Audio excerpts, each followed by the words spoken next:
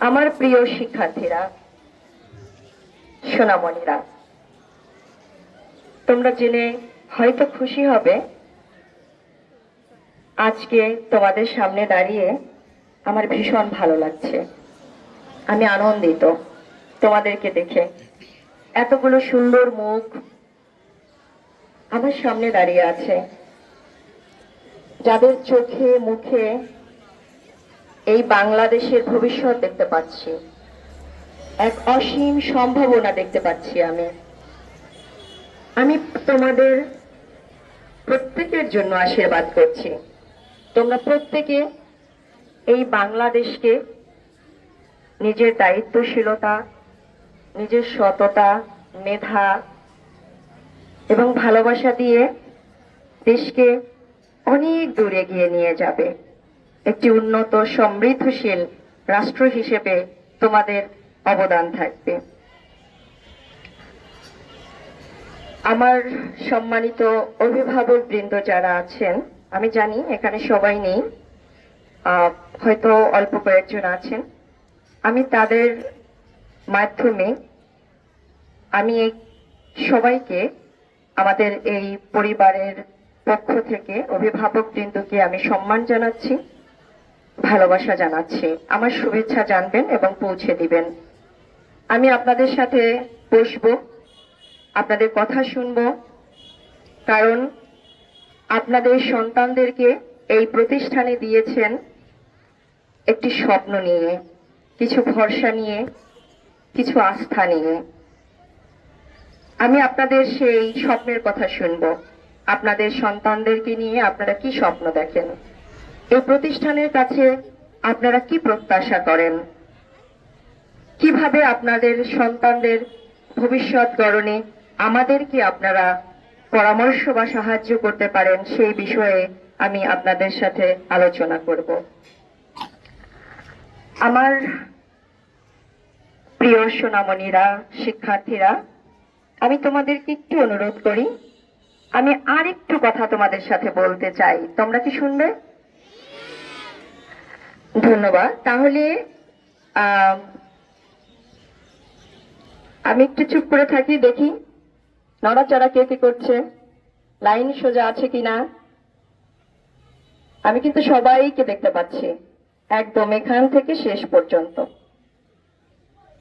ঠিক আছে, ওকে, সুন্দর, অনেক ধন্যবাদ তোমাদেরকে। আমি প্রথম দিন হিসেবে তোমাদের জন্য অল্প কয়েকটি কথা বলবো। একদিনে খুব বেশি কথা বলবো না, কারণ আমি প্রতিদিনই তোমাদের সাথে কথা বলবো। প্রথম দিন হিসেবে আমি তোমাদেরকে বলতে চাই, তোমরা এই প্রতিষ্ঠানে এসেছো, নিশ্চয়ই যেদিন প্রথম এই আঙিনায় পা রেখেছো সেদিন নিজেকে নিয়ে কিছু ভেবেছো, নিশ্চয়ই ভেবেছো।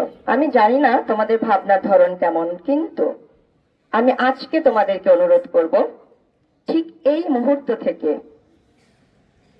প্রত্যেকে একটি করে স্বপ্ন দেখো। তুমি কি হতে চাও? তুমি বড় হয়ে কি হতে বেশি পছন্দ করবে? তুমি কি একজন আদর্শ শিক্ষক হতে চাও? তুমি কি ডাক্তার হতে চাও? তুমি কি ইঞ্জিনিয়ার হতে চাও? তুমি কি খেলোয়াড় হতে চাও? তুমি কি বড় কোনো শিল্পী হতে চাও? তুমি চিত্রশিল্পী হতে চাও? যা খুশি, তোমার মন যা বলে তুমি স্বপ্ন দেখো, ঠিক আছে? এবং আমি কিন্তু তোমাদের সেই স্বপ্নের কথা জানতে চাইবো এরপরে, যে কার কি স্বপ্ন।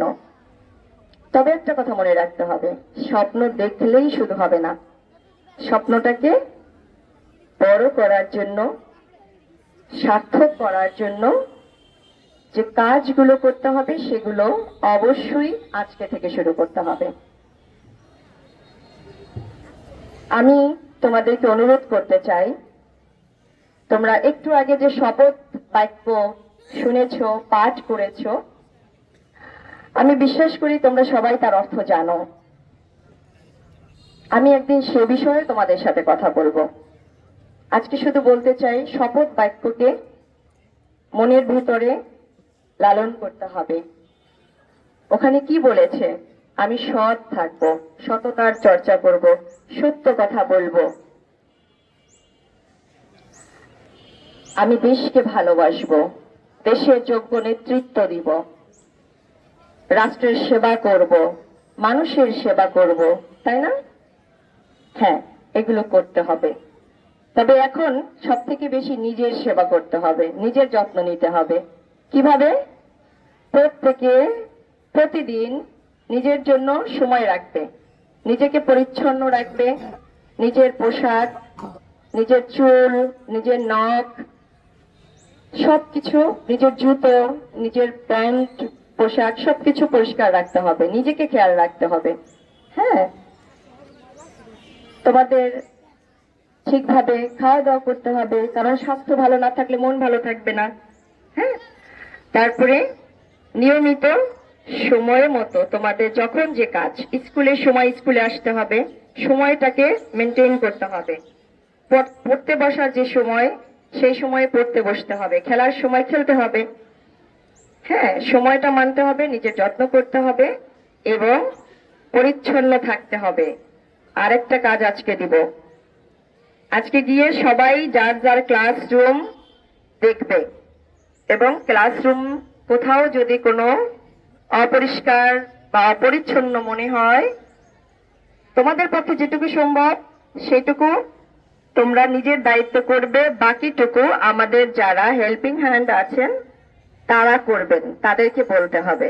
কিন্তু তোমাদেরকে নিজেদেরকে মনিটর করতে হবে যে আমার ক্লাসরুম পরিষ্কার আছে কিনা, যেখানে সেখানে কাগজ ফেলা যাবে না, যেখানে সেখানে ময়লা ফেলা যাবে না, খাবারের প্যাকেট ফেলা যাবে না। অর্থাৎ তুমি নিজে যেমন সুন্দর থাকবে, তোমার ক্লাসরুমও তেমনি সুন্দর করে রাখবে। ঠিক আছে, আজকে আর খুব বেশি কথা বলবো না, অনেক কথা বলে ফেলেছি। তোমাদেরকে অনেক ধন্যবাদ। তোমাদের সাথে আমার দেখা হবে ইনশাল্লাহ। আমাদের সম্মানিত এখানে শিক্ষক মন্ডলীরা আছেন, আমি সবার প্রতি অনেক বেশি শ্রদ্ধা জানাচ্ছি, ভালোবাসা জানাচ্ছি। আপনারা সবাই আমার পরিবারেরই সদস্য। আমি আপনাদের সহযোগিতায় এই প্রতিষ্ঠানকে ইনশাল্লাহ একটা খুব সুন্দর মর্যাদাশীল সুন্দর একটা জায়গায় আমরা নিয়ে যাব। আপনারা আমাকে সবাই সহযোগিতা করবেন। ধন্যবাদ সকলকে।